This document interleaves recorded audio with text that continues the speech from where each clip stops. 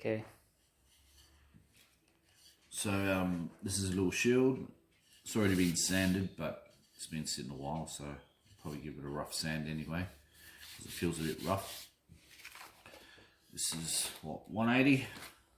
Usually use a bit coarser. To get it to the shape, you'd use things like this, or a belt sander, which is around the corner. There's heaps of different methods. Some of the design work or shaping use different types of chisels. You got curved ones, nice flat ones, and even a plane. They come in handy. Heaps of different tools. This is what you'd use to do the burning. It's a burner or a hot poker. Just waiting for it to warm up at the moment.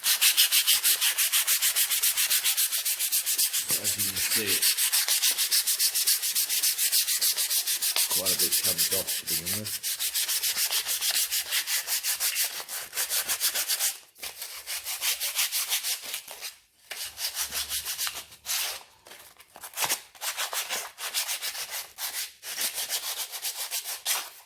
Normally this process can take quite a while, but I've already done this one quite well beforehand.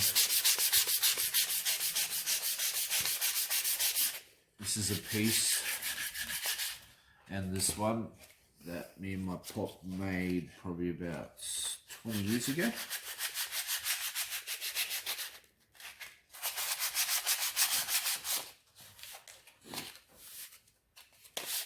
Sometimes with lots and lots of hours of use, you get build up on the wire. Sometimes it's good just to get some of that build up off. Also, you can file down.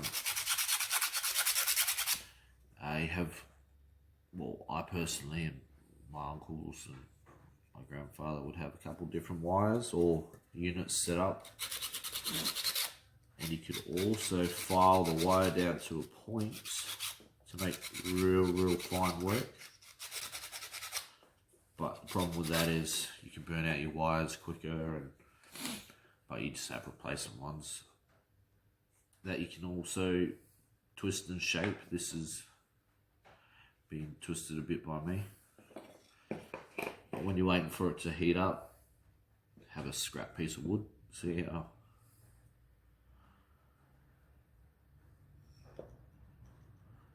it burns. Not really quick, but it does.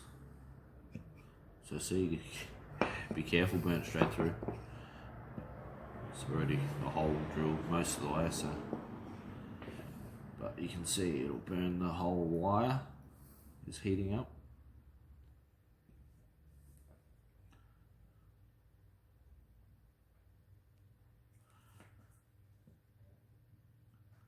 So different parts of the wire, different angles you hold it, can give you a different marking. So depending what you want to do. And that's why I mentioned about shaping the wire, because you can also shape it to make some of your design work a lot easier, because the wire's already in that shape, rather than using it like a pencil and slowly burning and etching and drawing with it.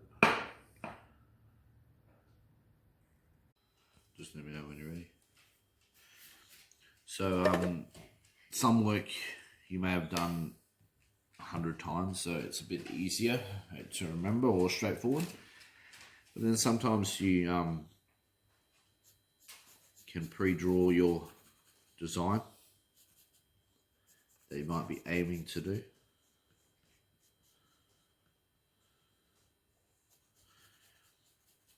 And once you're done, you know, if there is a bit of residue, you can always just rub it out with an eraser.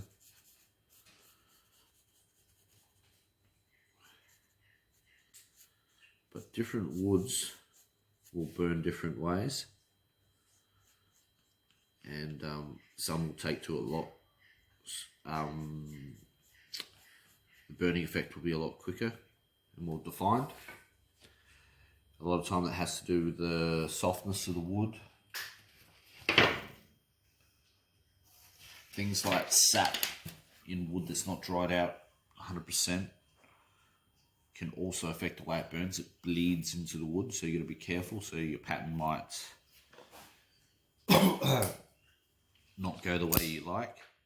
So, you know, you can either sand back, or if it's a little bit of fine work, you can just pick it or rub it, carve it out again. That's where the chisels or something like a pen knife can come in handy.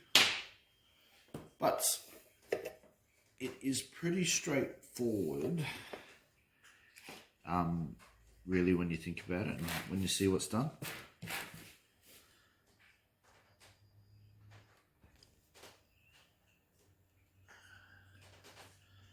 So this wood is taking a while to score, as you can see. This is just a display boomerang that my grandfather showed us how to make when we were probably about, I don't know, 10 years old. It's also shaped, this is a returning boomerang. So you throw this and we'll throw it properly and then we'll come back to you. But it's just made out of some plywood, balsa wood. Just make these by the hundreds and you just hand them out at schools when you give lessons or lectures. And yeah, like Okay.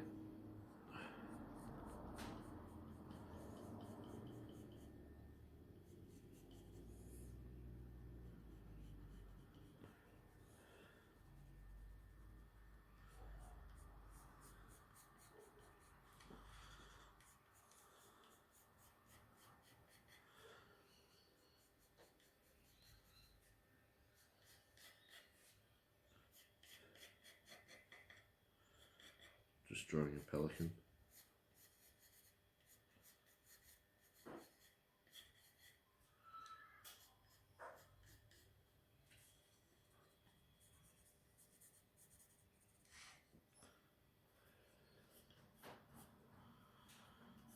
Standing in the water.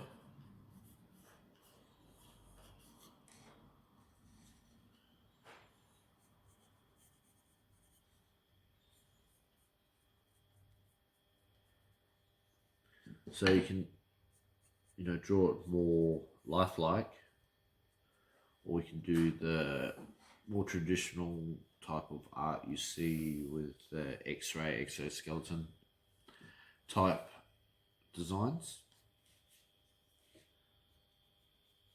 Additionally, everybody knows dot paintings.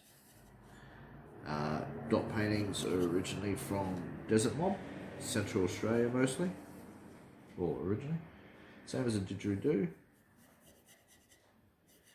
but it is the most recognised Aboriginal arts there is.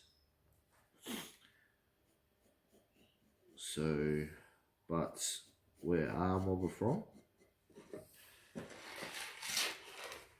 it is more symmetrical shapes and lines that we used and continue to use.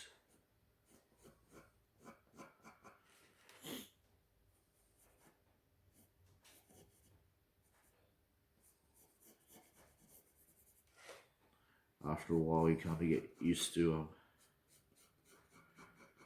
doing things without rulers and the likes.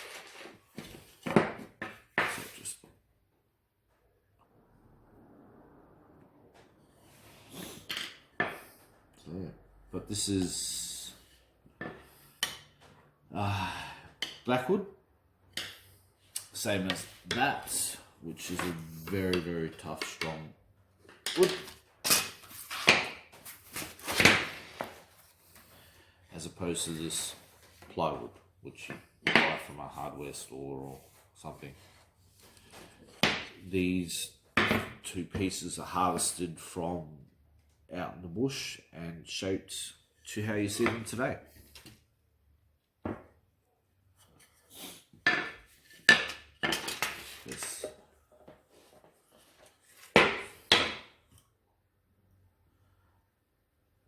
So as you're burning, how I mentioned the different types of woods require a bit more finesse. So a harder wood, sometimes you'd have to just apply a bit more pressure.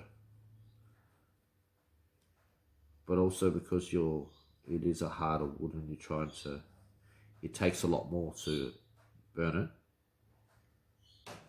You also got to be extra careful because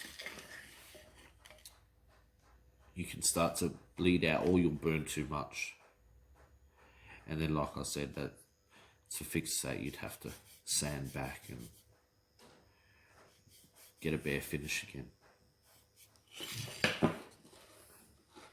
So because I'm trying to be a bit more cautious with it, I'm just using the finer points of the wire.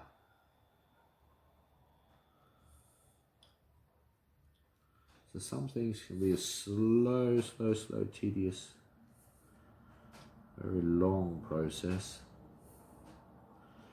I think the most I've sat down doing burning is about 8 hours straight. A bit like tattooing. And that some things can take a very long time. And sometimes you get a scrap piece of wood and just get the crap off. So you can see that side has the build up on it, and that side rub it off. You can see the burn and score marks on the metal from the heat.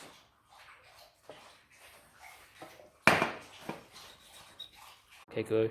So now the carbon build-up's off, obviously it's working a lot better.